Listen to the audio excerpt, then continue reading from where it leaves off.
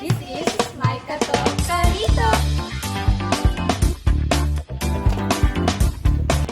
Good morning everyone! So welcome to another episode of My Katong Karito! So ang title po ng ating pag-uusapan ngayong araw ay patungkol sa sustainable food security. Ganyan. So pagsilayin ang ating kinabukasan, no? So may mga bisita po tayo ngayon na kung saan makakakuha tayo ng mga informasyon patungkol sa food security, sa kahalagahan nito. So, Miss Mariel, Before that partner, mahalagang pahalagahan at alamin ang mga importansya ng food security dahil mga health ng mga tao ang nakasalalay dito dahil sila ang mga consumer natin sa mga business na to. So, okay, pakilala natin sila. sige. So, ang umpisa natin kay Mr. Markel Nicolas, the business owner of Agni. So, next natin si Miss Jessel Latigay, the business owner of Magnolia. Next naman, no, ang pinaka big distributor ng mga bigasan dito sa Parang Pilipinas. mangingi ako ng bigas dito. Miss Giselle. And last, na bisita natin, no, si Miss Shane, the fishery business. Hingi naman ako ng tilapia dito. So, maligayang pagdating po sa ating mga bisita ngayon. So, ano na ba ang ating pag-uusapan ngayon? Yun nga, partner, Okay. Salamat, Ako nga, salamat, partner. magpapakilala muna kami. At ako si Laureline, and ito naman ang kahangahangang partner natin ngayong umaga. Yes. So, ngayon mayroon tayong isang panel. Ito sila mga panel to, no?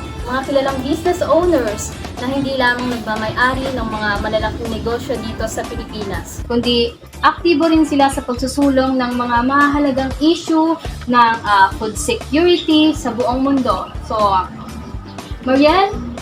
So, salamat partner, So, ang ating mundo ay kinakaharap ang mga matinding issue about sa food security. So, Miss Jessel, Miss Josel, Shane, at Mr. Nicolas, bilang may-ari ng negosyo, naranasan ninyo ba ang mga epekto nito? Or, to be specific is to Miss Jessel, maaari mo bang ibahagi kung paano nakaka-apekto ang kakulangan sa pagkain o pagtaas ng presyo sa mga komunidad at negosyo?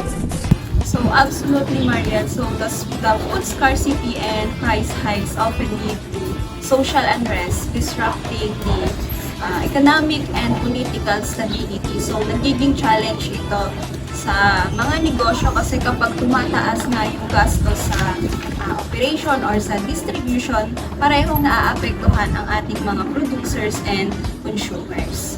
Yes, so kasi kawawa dito yung mga consumer natin dahil hindi naman lahat ay mayaman at kayang i-afford yung mga mamahaling bilihin ngayon. So, Miss Shane, naging bahagi ka ng mga inisyatiba pangkalusugan. So, paano naman nakaka-connecta ang food security sa kalusugan? So, ang malnutrition kasi ay isang triple burden. Kung saan yung mga bata na malnourished, and yung ilan naman is obese. At yung mga masasamang kalidad ng pagkain ay nagdudulot ng sakit. And yung gutom din naman hindi lang sa physical na kalusugan nakaka-apekto, kundi sa mental na nagre-resulta ng psycho-emotional stress. So, thank you, Miss Shane. So, Mr. Nicolas, mula sa ekonomikong perspektiba, paano nakaka-apekto ang food security sa produktibidad at kahirapan? So, una, i-explain muna natin kung ano yung food security. Pag sinabi kasi food security, tumataas yung demand pero mababa yung supply. So, kung mataas yung supply, mababa din yung presyo. Ang nangyayari kasi sa may low food security, mataas yung demand pero kakaunti yung supply. So, nakaka-epekto to.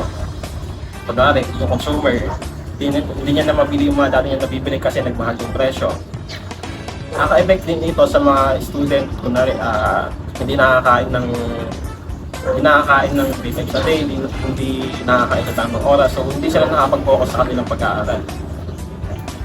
So, about dito is madami ang mga estudyante, lalo na yung mga colleges na student na nagbo-boarding. So, ang mga kinakain lang nila is yung mga canned foods or yung mga pansit canton.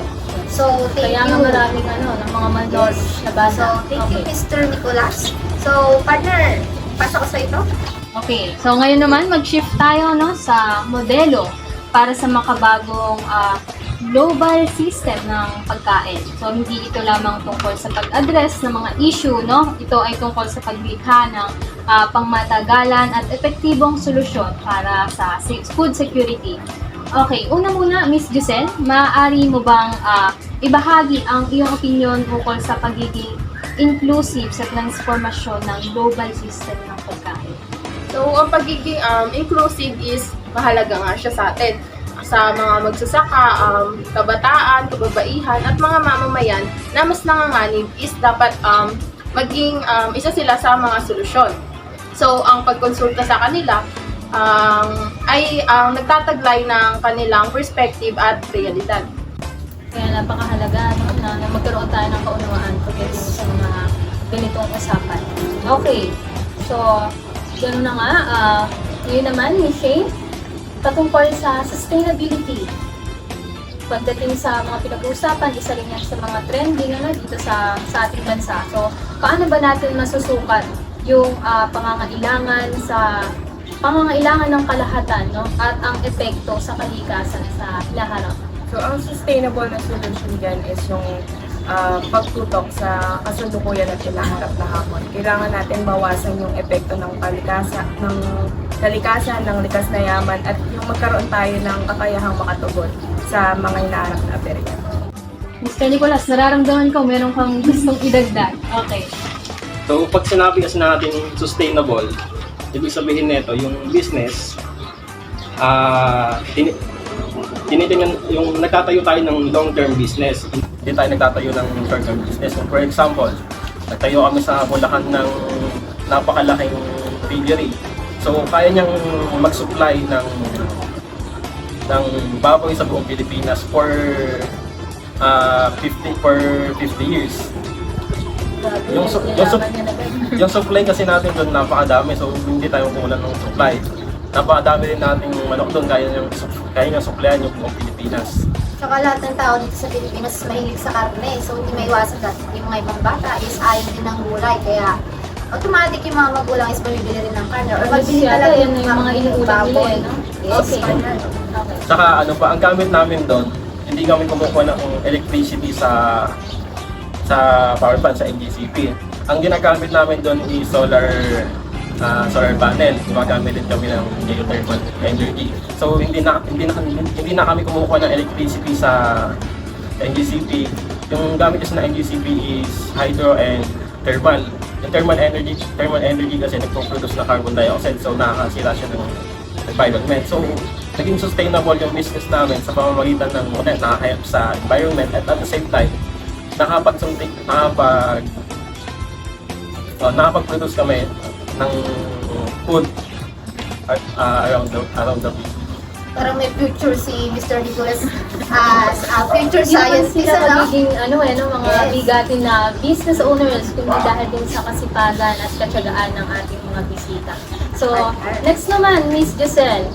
Okay, alam naman na natin na mahalaga din na malaman natin yung kahalagahan ng efficiency of food value chain, So, Miss Giselle, paano ba natin masisiguro ang mabisang global system sa pagkain? So, related with that matter, so the whole or entire food value chain from sourcing materials to distribution should provide an enough food for global needs while minimizing the loss and waste. And yung efficiency, hindi naman siya lagi about quantity, but it is also about the responsible practices.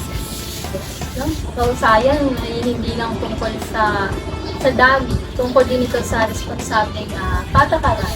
So, thank you, Ms. Giselle. And Sir Nicolas, hindi may tatanggi ang kahalagahan ng pag-promote ng masustansyang pagkain. Paano natin ma-educate yung mga mamimili na tungkol sa kanilang mga pagpipilian sa pagkain? So, ang sabi nga, education is the key. So, mai-share natin yung knowledge natin about sa healthy food sa pamamagitan ng social media. Alam naman natin napakadaming gumagamit ngayon ng social media.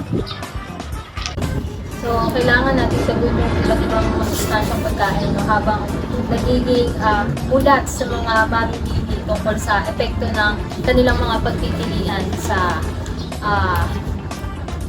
mga kalikasan. Ganun, ano? So, sa aming mga company na business owner, ano, Miss Jessel, Josel, Shane, at Mr. Nicolas, salamat sa pagbibigay liwanag sa mga hamon at solusyon sa paligid about food security. So, at isang malaking pasasalamat sa aming mga tagapakinig na sumama at tumutok sa ating show ngayon dahil tandaan natin at ang ating mga hakbang ngayon ay bumubuo ng tanawin ng pagkain para sa kinabukasan. Hanggang sa susunod at manatili tayong sustainable. So, dito natatapos ang ating talk show sa bago yan, about sa food security partner. palakpakan muna natin ang Yes. ating mga So, Sige. salamat po sa pakikinig ninyo sa aming programa. Hindi ako magsisisi na talaga silang mga bigatin at mga successful na business owner. So, ayun. Close na natin to. Tara! So dito nagtatapos ang ating episode for today's dinner. Dito na. So, magbabalik ang May Gato Ka Rito!